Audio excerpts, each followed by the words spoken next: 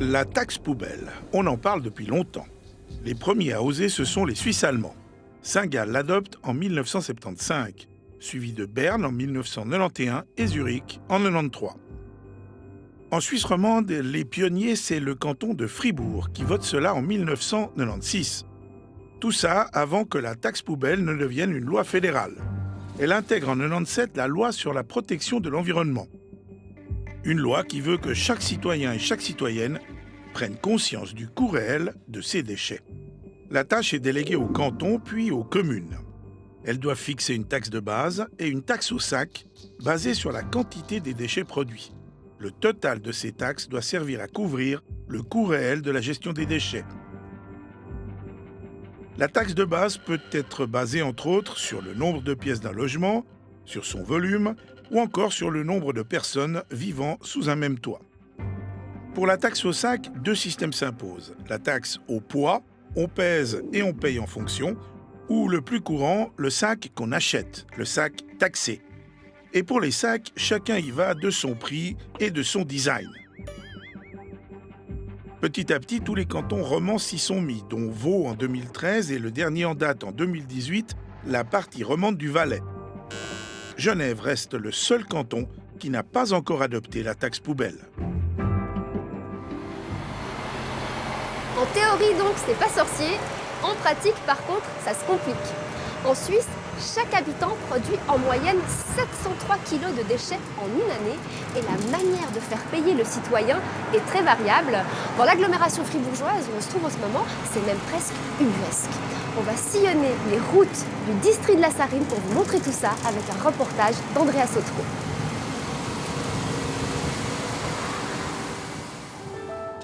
Notre histoire commence ici, à Givisiez, une petite commune juste en dehors de la ville de Fribourg, chez Laure, Hugo et Raphaël. Tu nous aides à préparer les affaires pour la déchetterie? Ah ouais. Comme on trie assez bien, surtout grâce à mon mari, on a environ un sac toutes les 2 semaines. C'est pour ça qu'on est passé au plus petit sac. Les 17 litres, c'est ceux qu'on achète actuellement. Ils sont 11 francs 75 pour 10 sacs. On va à la déchetterie? Ah ouais. Oui, ok, cool. Au prix du sac s'ajoute la fameuse taxe de base annuelle. Pour la famille Cabral, il s'agit de 200 francs. Donc, taxes et sacs compris, on arrive à environ 250 francs par an. Est-ce qu'ils trouvent ça cher? Non, parce qu'on a des bonnes infrastructures aussi. Il y a la déchetterie qui est tout près. Il y a les possibilités aussi d'avoir les objets encombrants. Et pour cette famille avec bientôt 2 enfants, petit plus pour les couches culottes. Elles peuvent être jetées aux ordures dans un sac transparent, sans frais. Mais au fait, tout ce balai de recyclage, est-ce qu'il le ferait s'il n'y avait pas de taxe au sac? Oui, c'est important. Ouais. Non, c'est pas bon ça. C'est pas bon le céleri tout seul? Non. La taxe poubelle a été instaurée il y a 10 ans dans cette commune. Laure avait 20 ans à l'époque. Mais avant, il y avait déjà un autre système en place. Au tout début, c'était pas les sacs poubelles, c'était des vignettes. On recevait, j'habitais encore chez mes parents à l'époque, on recevait des vignettes par rapport au nombre de personnes dans le ménage. Et puis, on devait les coller sur les sacs normaux, les sacs noirs. Et puis, si à la fin de l'année, il nous en restait, il y avait chaque fois une rencontre à la déchetterie. Et puis, on donnait nos vignettes restantes, éventuellement. Et puis, il y avait un petit cadeau utile pour le tri des déchets en échange. Celui-là. Et tu peux tourner. Tout doux. Déjà à l'époque, donc, toutes les astuces étaient bonnes pour inciter les gens à recycler. Mais avec les vignettes gratuites, le principe du pollueur-payeur n'était pas respecté. Givisiez a attendu 2010 pour enfin introduire la taxe poubelle. On trouvait que notre système était bon. Après, c'est vrai que le canton est revenu à plusieurs reprises pour nous dire mais voilà, il faut vraiment maintenant qu'il y ait le principe de causalité, pollueur-payeur qui soit respecté. Et c'est vrai que notre système, même s'il était intéressant, il était imparfait. Donc alors, devant l'insistance du canton, on a décidé à un certain moment de se mettre en conformité. Donc après, on a mis 15 ans, c'est pas si long.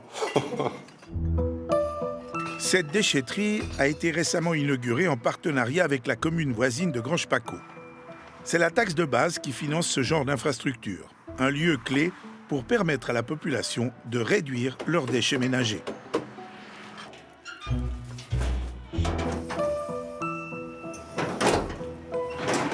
C'est à chaque commune d'organiser le ramassage des sacs et leur transport à l'usine d'incinération. À Givisiez, ce travail est sous-traité à une entreprise. Oswald, le chauffeur, connaît son parcours par cœur. Tous les mardis, 2 camions tournent pendant plusieurs heures pour ramasser les déchets d'environ 3000 habitants. C'est la taxe au sac qui finance ces coûts, qui varient en fonction de la quantité de déchets ramassés. Et ici, le sac de 35 litres coûte 2,20 francs. Bonsoir. J'aimerais un rouleau de sac poubelle, s'il vous plaît. Oui, volontiers. 17 ou 35 litres 17, s'il vous plaît. 17. À Givisiez, pas question d'aller dans un grand magasin pour acheter son Givisac, comme on l'appelle. La commune a souhaité soutenir ses commerces de proximité. Les sacs sont vendus uniquement dans 6 magasins locaux. Mais si vous voulez à tout prix acheter votre sac en grande surface, il vous faudra déménager à Villars-sur-Glâne, la commune voisine. Ici, les sacs sont orange. Et les 35 litres coûtent 2,90 francs. Pour la taxe de base, ça se complique. Sortez votre calculette. Il s'agit d'un pourcentage de votre valeur fiscale immobilière.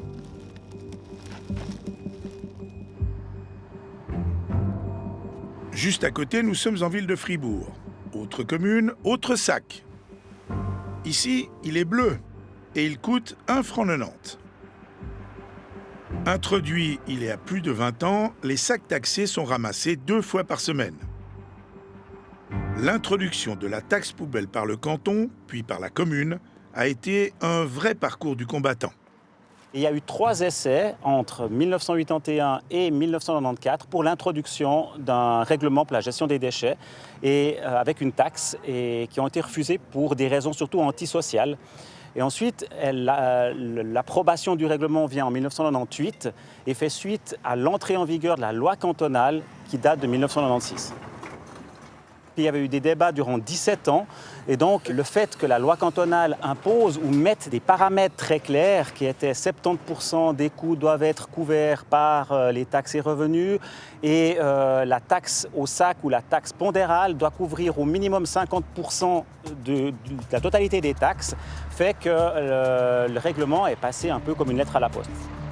Un vrai casse-tête, cette taxe poubelle. Et quand on croit qu'on a tout compris, ça se complique. Direction Granges-Paccot.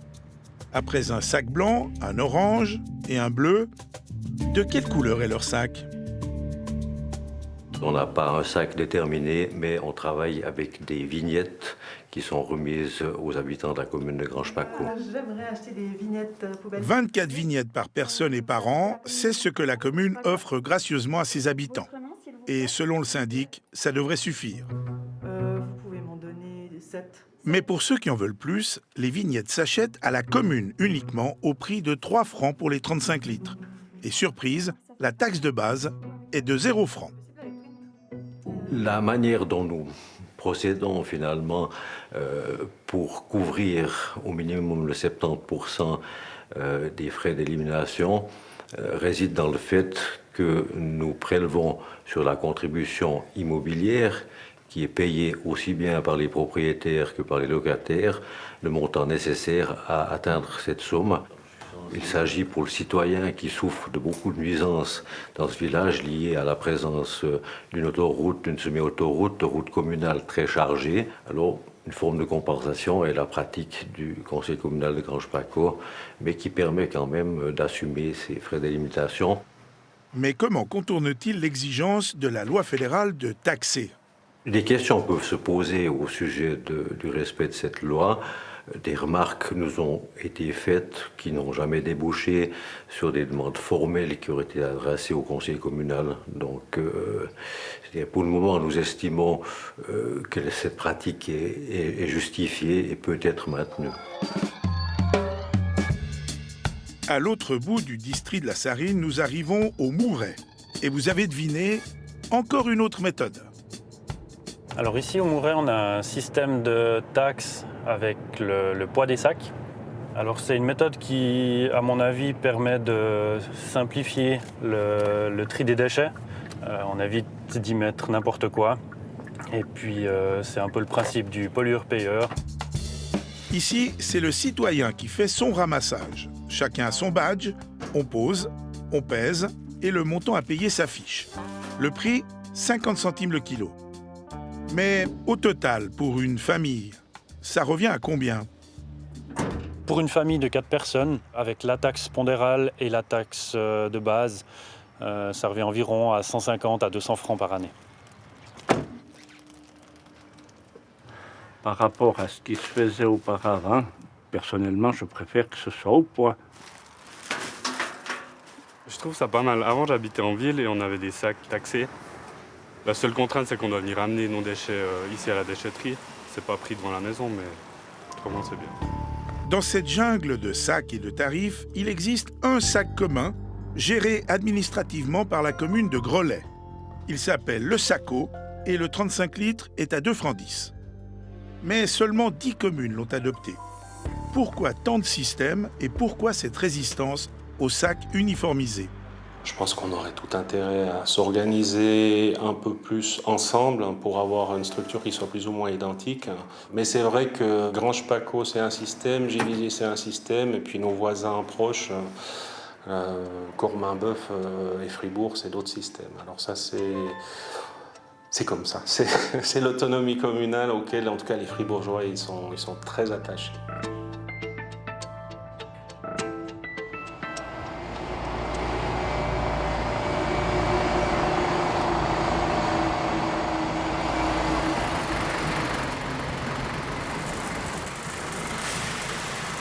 On fait une escale en vieille ville de Fribourg pour parler de la question avec le responsable de la section déchets du canton. Bonjour Loïc Constantin. Enchanté. Bonjour.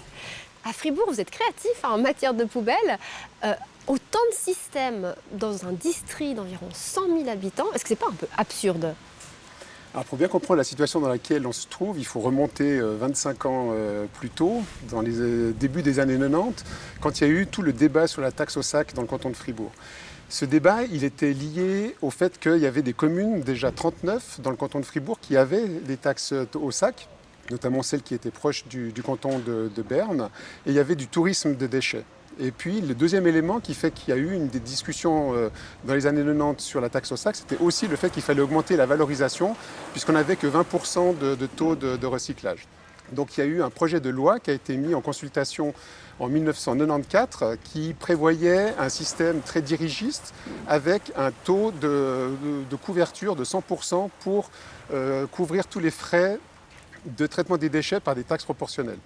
Et puis il y avait une variante dans le projet laissant beaucoup plus d'autonomie communale. Et puis dans le cas de la consultation, les communes ont vraiment demandé à avoir de l'autonomie, d'avoir une marge de manœuvre. Et c'est pour ça que le système qui est encore valable aujourd'hui a justement une grosse marge de manœuvre pour les communes qui voulaient garder une certaine autonomie dans le domaine. Mais aujourd'hui, est-ce qu'il n'y aurait pas intérêt, comme le suggère un des interlocuteurs, à s'organiser un peu plus ensemble ? Alors, le système qui a été mis en place il y a maintenant plus de 25 ans, il n'a pas fait l'objet de beaucoup de réactions jusqu'à aujourd'hui, donc il est accepté par les communes, et donc il n'y a pas de démarche aujourd'hui dans le but de le reconsidérer. Alors, au milieu de toutes ces communes, il y a le cas de Grange-Paco, pas de taxe de base, pas de taxe au sac pratiquement non plus.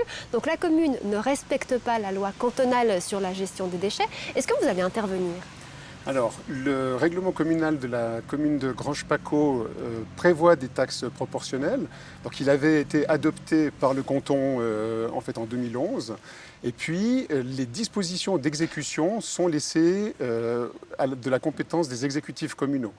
Alors, par rapport maintenant au cas de Grange-Paco, il va falloir avoir aussi des discussions avec eux. Ils vont reconsidérer aussi leur système maintenant qu'ils ont mis en place une nouvelle déchetterie.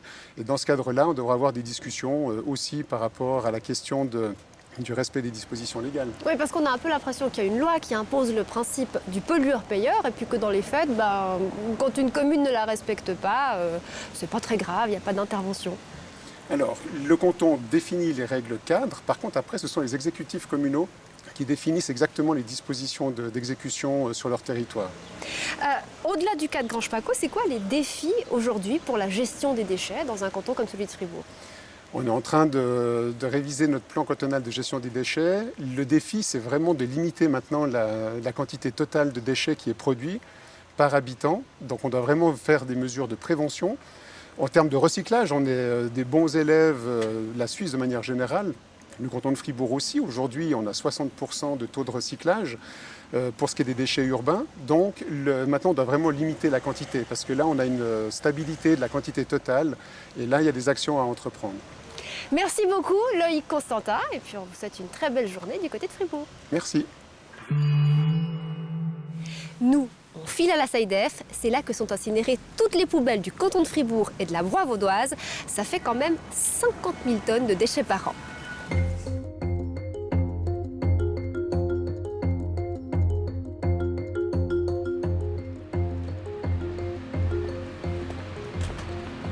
Bonjour Monsieur Barman. Bonjour Madame Bourget. Merci beaucoup de nous accueillir ici. Vous êtes un peu le maître des lieux à la SAIDEF. Cette usine, elle tourne 7 jours sur 7, 24 heures sur 24. Pourquoi est-ce qu'elle doit tourner en permanence? C'est simplement pour qu'on puisse absorber l'ensemble des déchets de notre zone d'apport qui représente 161 communes, plus tout le domaine privé aussi qui vient livrer ces déchets ici. Et puis elle produit aussi de l'électricité, ça c'est mieux si ça continue. Effectivement, nous valorisons les déchets, on les incinère pas seulement, mais on récupère toute la chaleur pour en produire de l'électricité et du chauffage à distance. On va voir à l'intérieur comment ça fonctionne? Très bien. On vous suit. On me suit.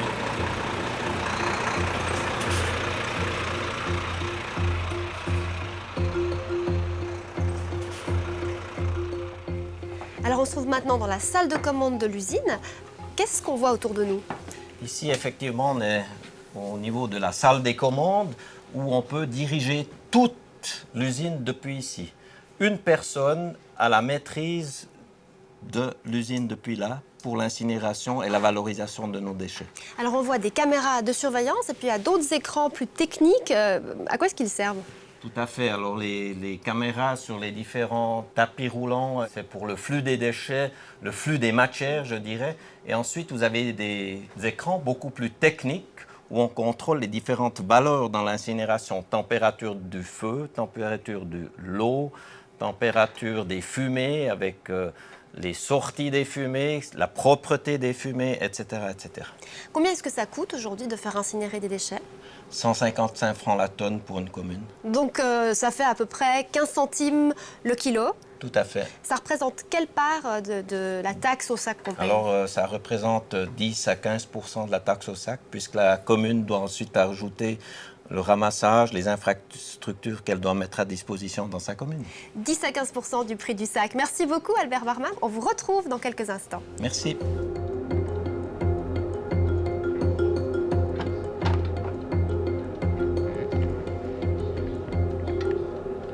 On revient à nos poubelles. À bon entendeur a mené une grande enquête auprès de toutes les communes romandes pour savoir combien les citoyens payent pour l'élimination de leurs déchets. Entre taxe de base et taxe au sac, ça varie quand même du simple au triple. Chavannes-des-Bois, dans le canton de Vaud. Ici, la taxe poubelle serait l'une des plus élevées de Suisse romande. Le sac de 35 litres coûte 1,95 franc, mais c'est la taxe de base qui fait toute la différence. Pour notre calcul, nous nous sommes basés sur une famille de 4 personnes avec 2 parents et un enfant de plus de 18 ans, utilisant 104 sacs de 35 litres par an. On arrive à une taxe de base de 450 francs. On ajoute 104 sacs à 1,95 franc, total 652 francs 80 par an. Il faut dire que Chavannes-des-Bois a inauguré il y a 5 ans, avec 2 communes voisines, une déchetterie qui fonctionne entièrement avec des énergies renouvelables. Est-ce l'une des raisons de ce tarif élevé? Nous avons contacté la commune pour en savoir plus sur leur taxe poubelle, mais elle n'a pas souhaité s'exprimer dans ce reportage. À 175 km de là, nous sommes à Bohécourt, dans le canton du Jura. une commune presque 3 fois moins chère que Chavannes-des-Bois. Ici, le sac taxé de 35 litres coûte 2,15 francs et est géré par le CEOD, le syndicat de gestion des déchets de Delémont. Mais la grande différence, c'est la taxe de base. Julien Mine, conseiller communal, vous l'explique. Nous, à Boécourt, on a la particularité d'avoir une taxe de base très bon marché, puisqu'elle est de 0 francs. Pour une raison très simple, c'est qu'on reçoit des indemnités de la part du CEOD, puisque la décharge de tout le district est sur la commune depuis plus de 40 ans. Et on reçoit des indemnités en rétrocession des nuisances provoquées. La décharge en question, on la voit depuis le village, un immense trou dans la montagne. Que pense la population de ce désagrément? On a plutôt de bonnes réactions par rapport à la décharge, je dirais, puisque dernièrement, on a quand même fait une extension de plus de 7 hectares et on n'a pas eu d'opposition de la part des citoyens. À sa création en 1984, c'était un simple creux où l'on entassait des ordures ménagères. Aujourd'hui, la principale activité, c'est le stockage de mâches-fer. Derrière nous, on voit des mâches-fer, qui sont des cendres, les résidus ultimes des centrales d'incinération. On est dans des déchets qu'on ne peut plus recycler, qui sont au bout, puisque c'est des cendres. Le fond de la décharge est étanche, avec récupération et traitement des eaux. Une fois que la décharge sera remplie, elle sera recouverte de couches étanches et la forêt sera replantée par-dessus. Les mâches-fer que vous voyez derrière moi viennent de Genève. Il faut savoir que le canton du Jura, pendant 20 ans, a exporté ses déchets. Et du coup, avec cette extension, on compense l'exportation qu'on a fait pendant 20 ans en reprenant des déchets d'autres cantons. Automatique, ça fonctionne bien ? Résultat, cette nuisance fait de Boécourt l'une des communes les moins chères de Suisse romande. Pour notre même famille de 4 personnes, le coût total serait de 0 francs pour la taxe de base, plus 104 sacs à 2,15 francs, soit un total de 223,60 francs par an. Mais cette fameuse taxe de base à 0 francs, elle dépend des coûts de la gestion des déchets. Et cela pourrait changer si un jour les prix grimpaient. Bonjour Stéphane Fontanet. Bonjour Linda. Alors, au-delà de ces 2 exemples, À Bon Entendeur a interrogé 742 communes pour obtenir quelle information? Alors, on a obtenu des informations sur le prix du sac, de 17 à 110 litres, le prix de la taxe. On a aussi obtenu des informations sur le volume de déchets par commune transportés, le coût de ce ramassage, et puis si ces communes déléguaient ce ramassage à des sociétés privées, par exemple. Il faut savoir que sur toutes ces communes, on en a 544 qui nous ont répondu. Sur cette base, on a fait un modèle de calcul pour une famille de 4 personnes, 2 adultes, 2 enfants, dont un est majeur. Et puis on a considéré qu'ils utilisaient par semaine 2 sacs de 35 litres, ce qui nous fait un total de 104 sacs par an. Alors, le but, c'est de pouvoir comparer ce qu'on paye avec ce que paye le voisin. Et le résultat, il est visible sur cette carte de la Suisse romande. Oui, tout à fait. Alors sur cette carte, on voit les zones en bleu. Les districts bleus les plus foncés sont ceux qui sont les moins chers. Et puis quand ça tend vers le rose, voire le rouge, c'est là que c'est le plus cher. Alors vous retrouvez le détail de ces chiffres avec une carte interactive sur notre site abe.ch. Allez voir, c'est assez intéressant et assez surprenant. Mais maintenant, là, on va s'intéresser aux chiffres des plus grandes villes de Suisse romande. Oui, tout à fait. Alors pour celles qui nous ont donné toutes les données nécessaires, on a dû exclure Lausanne et Sion parce qu'il y avait un calcul compliqué. Il s'agissait d'avoir le volume SIA des bâtiments pour arriver à définir la taxe, ce qu'on n'arrivait pas à faire. Donc on compare ce qui est comparable et puis on va commencer par aller se balader du côté de Bienne. Oui, alors du côté de Bienne, le sac de 35 litres coûte 1,10 franc, ce qui est le prix le plus bas qu'on ait trouvé en Suisse romande. Pour notre famille, ça coûterait 239 francs par an. À Bienne, il faut savoir que le prix de la taxe est calculé en fonction de certaines pièces qui sont prises en compte ou pas. C'est 31,10 francs par pièce. Assez étonnamment, la cuisine où trônent pourtant les poubelles ne compte pas comme pièce. Oui, c'est un monde dans lequel il y a plein de choses étonnantes. On continue dans l'arc jurassien. Là, c'est beaucoup plus haut. Là, du côté de Delémont, on monte à 404 francs et le prix du sac à la pièce est de 2,15 francs pour un sac. Il faut savoir que la moyenne du prix des sacs de 35 litres est de 2,05. Donc on est au-dessus de la moyenne. On redescend sur la ville de Neuchâtel qui est ici, 313 francs pour notre même famille et le prix du sac est à 2 francs tout rond. Et puis tout au bout du lac, à Yverdon, ça remonte. À Yverdon, ça remonte en effet beaucoup plus haut. On est à 445 francs et le sac de 35 litres coûte 1,95 franc seulement. On va maintenant du côté du sud, en Valais. Oui, en Valais. Alors le prix du sac est de 1,90 franc, en tout cas pour tout le Valais roman. Et là, la facture s'élève à 309 francs pour notre famille. Et puis, on termine à Fribourg. Et alors là, ça grimpe en flèche. Alors à Fribourg, on monte jusqu'à 468 francs pour notre famille de 4 personnes et le sac coûte 1,90 franc. Donc c'est la ville la plus chère, mais dans l'ensemble, Stéphane, il y a quand même des différences considérables entre des villes de taille comparable. Comment est-ce que ça s'explique? Il y a des différences dans les systèmes de ramassage qui sont organisés. Il y a aussi des différences selon la densité de l'habitat. Si vous avez beaucoup de zones villas ou des villes très concentrées avec des immeubles, la rentabilité du ramassage ne sera pas la même. Et puis il y a les conditions climatiques. Si vous êtes à la Chaux-de-Fonds, il y a des problèmes de neige, ce qui n'est pas le cas si vous êtes en plaine, sans parler de la taille des routes, etc. Puis il y a un endroit quand même dont on n'a pas parlé, c'est Genève. Oui, à Genève, il n'y a pas de taxe forfaitaire. On ne doit pas payer ses sacs en dehors de ceux qu'on achète dans les grandes surfaces. Mais ce n'est pas gratuit pour autant parce que tous ces frais sont cachés dans les impôts. Oui, on reviendra sur le cas de Genève dans un petit moment. Bon, là, on a parlé des villes, mais si on va regarder dans le détail de chaque commune, il y a des tas de petites spécificités. Par exemple, le ramassage, ça n'existe pas partout. Non, par exemple, dans le canton de Vaud, la commune de Fou ou même d'autres communes dans le canton de Fribourg, il n'y a pas de ramassage organisé. Il faut amener soi-même ses déchets à la déchetterie. Chacun est responsable de le faire. Et la commune de Fou nous dit que pour les rares personnes âgées qui ne pourraient pas s'y rendre, nous organisons un ramassage personnalisé et de préciser que sur 900 habitants, ça concerne une personne. Ah ouais, des réalités quand même bien spécifiques selon la taille des communes.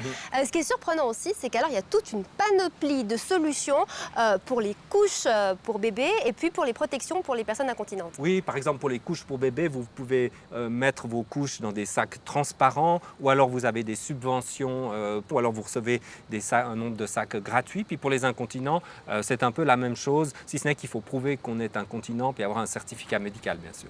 À part ça, le sac le plus cher de Suisse romande, vous l'avez trouvé où? Eh bien, il est dans le canton de Fribourg, le sac le plus cher. Hein. Le moins cher, on était à 1,10 franc. Là, à Bienne, là, le sac vaut de l'or, on est à 3,50 et c'est dans une commune, comme je l'ai dit, fribourgeoise, Châtel-sur-Mont-Salvance. Bon, maintenant, si on regarde les choses à l'échelle romande, le ramassage de tous ces déchets, ça se chiffre à combien à peu près? Alors sur la base de nos estimations, environ 100 millions. Il faut savoir qu'un tiers des communes font appel à du ramassage privé et donc il y a vraiment un marché du déchet. Merci beaucoup Stéphane. À la semaine prochaine. À la semaine prochaine. Et on retourne à Genève. Donc Genève, c'est un peu le village gaulois face à la taxe au sac. Le canton refuse d'appliquer le principe du pollueur-payeur, pourtant imposé par une décision du tribunal fédéral. On écoute pourquoi. À Genève, les jours de ramassage, c'est le sac noir qui décore les rues. Pas de sac payant ici. Le canton refuse la notion de taxe poubelle. Nous sommes allés rencontrer le conseiller d'État genevois Antonio Gers pour en comprendre les raisons. La taxe poubelle est basée sur le principe du pollueur-payeur.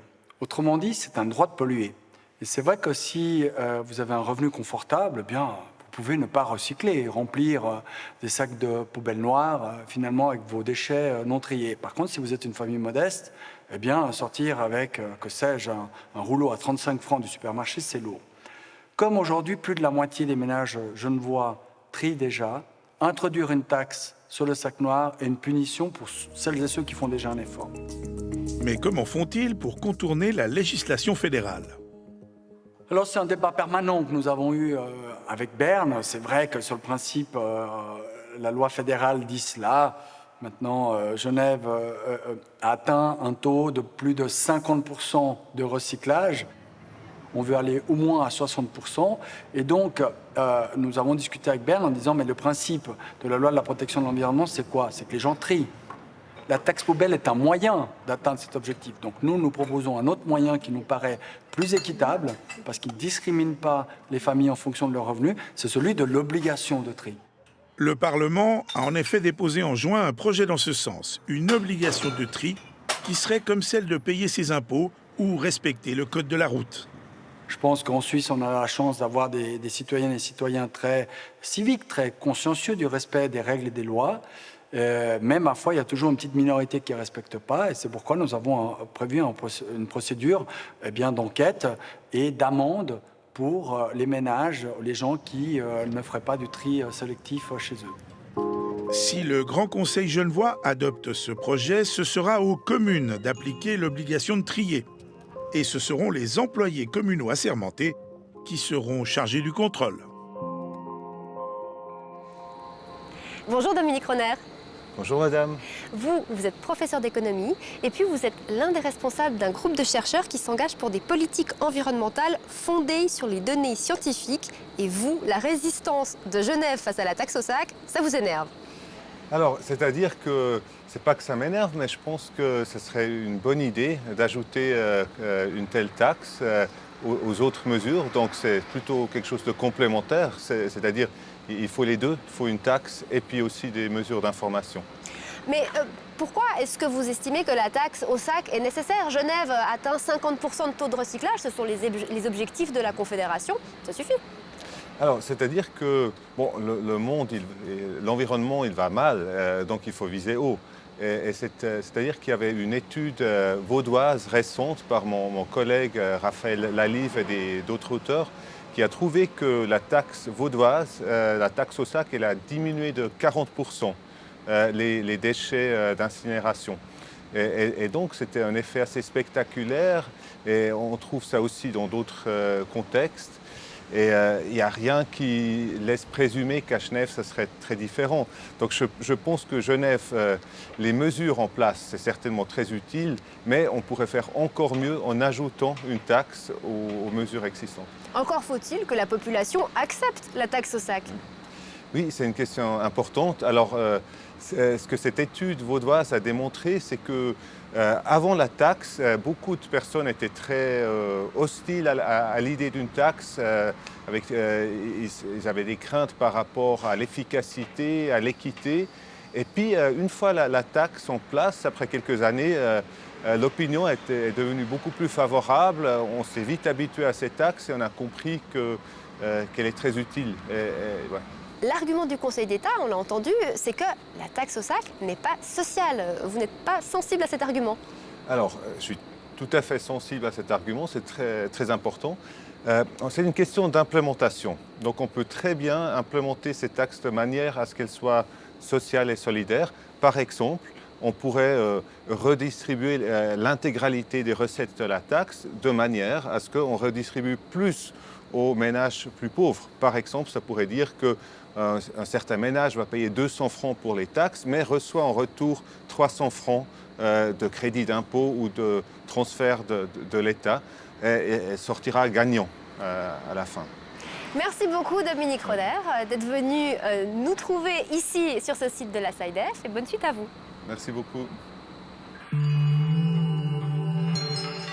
L'incinération ne permet pas, et de loin, de tout éliminer. Environ 20% de ce qui est brûlé ici finit en mâche-fer. Alors une partie de ces résidus, comme la ferraille qu'on trouve ici, peut être récupérée, mais tout ne peut pas être recyclé.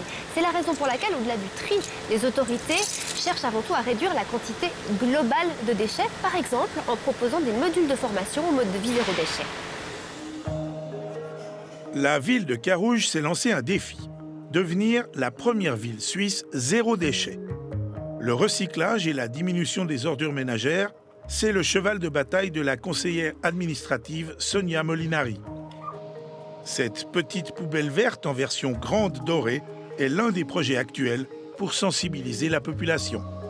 Elle symbolise la quantité de déchets organiques qui aujourd'hui finit malheureusement dans une poubelle incinérable.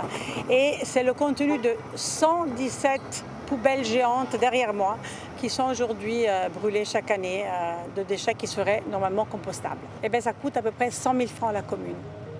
Autre projet phare, le Zero Waste. Objectif, accompagner des familles pour les aider à réduire leurs déchets.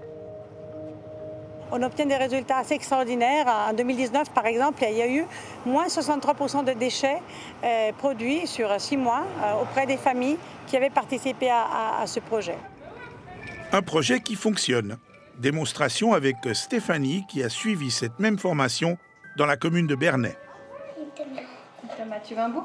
Oui. J'étais déjà passablement sensibilisée à la problématique des déchets. J'avais déjà commencé à limiter les déchets que je produisais, mais je sentais que j'avais besoin d'un petit coup de pouce. Pour être honnête, j'avais peur que ce soit moralisateur, qu'on me dise « Ah, mais tu pourrais faire mieux dans ce domaine, là tu devrais baisser ». Et en fait, pas du tout. Ils essaient vraiment de nous accompagner de manière très positive.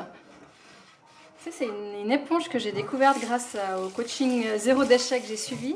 C'est de la courge. En fait, c'est une variété de courge qui, lorsqu'elle sèche, devient un peu abrasive comme ça. Et du coup, ça nettoie presque aussi bien qu'une vraie éponge. Si j'ai quelque chose de vraiment qui accroche, là, j'avoue, je prends une vraie éponge. Mais pour des petites choses comme ça, c'est hyper pratique et surtout, c'est biodégradable. Alors, mon huile d'olive, je l'achète en vrac également. Je vais avec ma bouteille vide et puis je la remplis.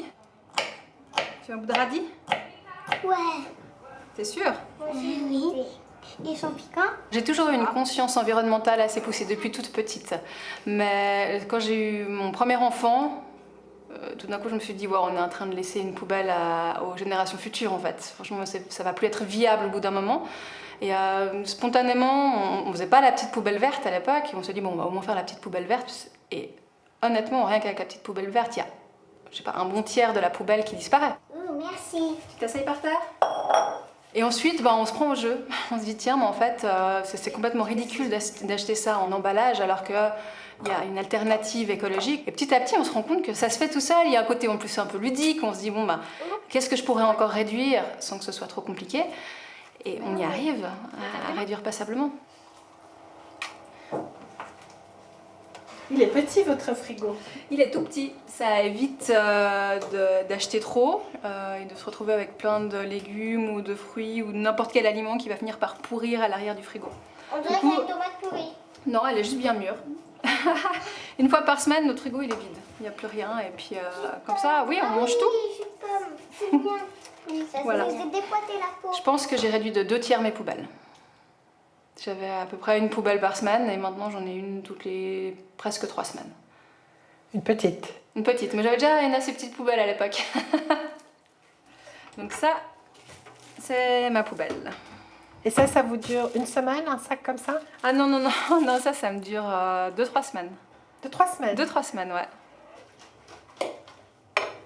Après, pour moi, je sens qu'on commence à plafonner. Si on veut arriver plus loin, ça va être compliqué. Ça va vraiment entraver notre vie de famille, ma vie, peut-être même ma vie sociale. Et à un moment donné, je peux pas venir, je dois aller faire une course en vrac là, et là, ça devient trop compliqué. Après, j'ai envie d'être honnête par rapport à cette démarche, et puis reconnaître que voilà, j'ai pu réduire de 2/3 mes poubelles. Le dernier tiers, il va être très compliqué. Et la taxe poubelle à Genève, qu'est-ce qu'elle en pense? Moi, je trouve que c'est très bien qu'il n'y ait pas la taxe poubelle. Je pense que c'est bien que les gens se responsabilisent. La ville de Genève propose, et le canton de Genève propose énormément d'éco-points. On a vraiment la possibilité de trier sans que ce soit compliqué et fastidieux. Et je pense que les gens doivent se responsabiliser. Et je pense qu'ils sont capables de le faire sans une taxe en plus.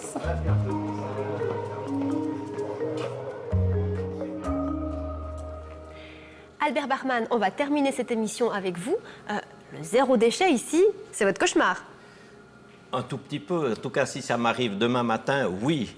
Mais je suis persuadé qu'à long terme, on aura encore besoin de nous puisqu'on produit aujourd'hui, chaque citoyen, plus de 700 kilos, 703 exactement, de déchets par année. Alors, vous n'allez sans doute pas être au chômage demain, mais quand même, Swiss Recycling a lancé une offensive sur le recyclage, le tri du plastique. Si tous les Suisses s'y mettent, vous allez être en surcapacité ici. Non, le plastique, aujourd'hui, il représente surtout une matière première qui amène de la chaleur. Mais en quantité, par rapport aux déchets, le plastique n'est pas prépondérant. Par contre, la difficulté du tri du plastique, au jour d'aujourd'hui, il n'est pas simple pour le citoyen de voir la différence entre les différents plastiques. Là aussi, il faudra d'abord inventer certainement de la robotisation pour trier les plastiques. Le citoyen lui-même n'arrivera jamais à trier tous les plastiques qu'il y a aujourd'hui sur le marché. Mais aujourd'hui, le système des usines d'incinération suisses fonctionne aussi parce qu'il y a une partie de déchets qui est importée de l'étranger. Oui, nous avons plus de 400 000 tonnes de déchets pour rendre service à nos voisins allemands et autrichiens surtout, qui ont un manque clairement, qui pourrait devenir de la capacité libre par la suite pour incinérer des déchets tout simplement suisses. Alors, à Genève, à l'usine des Cheneviers, la capacité va être réduite. Est-ce que c'est ça la voie à suivre? Certainement, vu qu'on a encore actuellement, si on enlève les déchets importés, on a clairement de la surcapacité. La SAIDEF de demain, elle sera plus petite? Non. La SAIDEF est bien placée, elle est très centralisée aussi au niveau de sa géographie avec les cantons voisins. Donc, il y aura toujours un accord pour avoir assez de déchets sur le site de la SAIDEF. Merci beaucoup, Albert Bachmann, de nous avoir reçus sur ce site. On vous souhaite une très bonne fin de journée. Merci beaucoup.